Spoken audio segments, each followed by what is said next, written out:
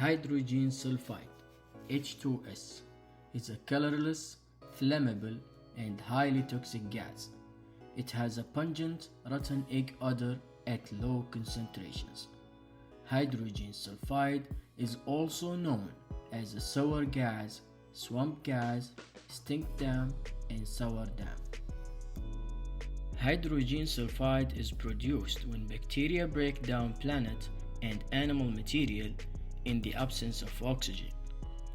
This often happens in stagnant waters with low oxygen content such as bogs and swamps. Hot springs and volcanoes are other natural sources of hydrogen sulfide.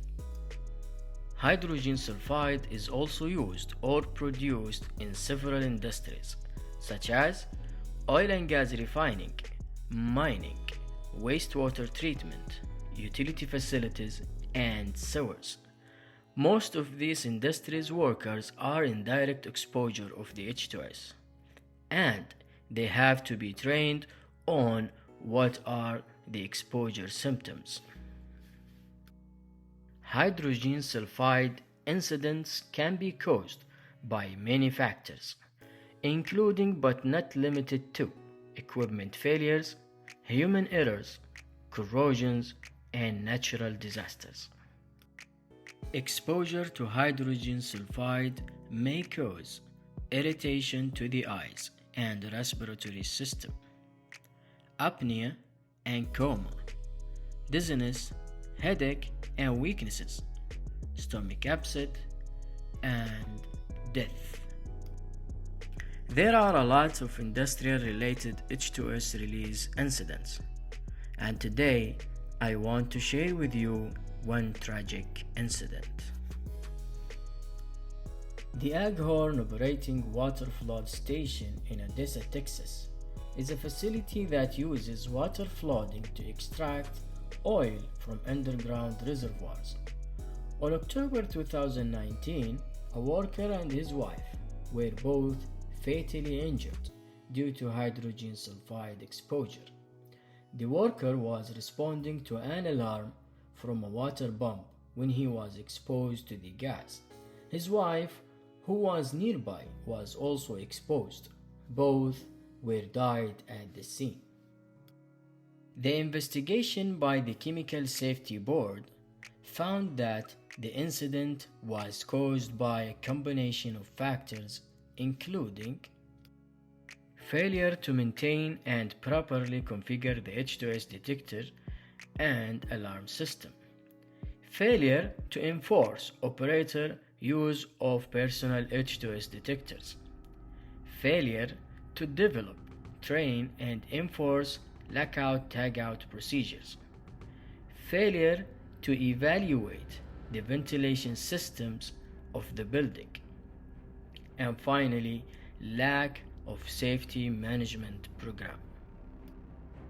There are an early signs and symptoms of H2S exposure include headache, nausea, dizziness, and irritation of the eyes, nose, and throat. Also, at high concentrations, H2S can cause difficulty breathing, fluid in the lungs, coma, and death. If you suspect an H2S release, you should immediately evacuate the area. Call 911. Do not re-enter the area until it has been cleared by emergency personnel. There are a number of methods that can be used to protect workers from H2S exposure, including engineering controls, administrative controls, personal protective equipment. It's important to note that no single protection method is sufficient to completely protect worker from H2S exposure. A combination of these is typically required to achieve adequate protection. Use exhaust and ventilation systems to reduce hydrogen sulfide levels when working in a confined space. Ventilation should be operated continuously and must be conducted. Train and educate workers about hazards and controls. Ensure the workers are familiar with: first, source and health hazards of hydrogen sulfide. Symptoms of hydrogen sulfide exposure. Types of hydrogen sulfide detection methods and applicable exposure limits. Workplace practices and procedures to protect against hydrogen sulfide exposure. Emergency plans, locations of safety equipment, rescue techniques, first aid, and confined space procedures. Establish proper rescue procedures to safely rescue someone from hydrogen sulfide exposure. First responders must be trained and properly protected before entering areas with elevated level of hydrogen sulfide. Use respiratory and other personal protective equipment all the time for your safety and the safety of the others. Finally, H2S release incidents are a serious hazard.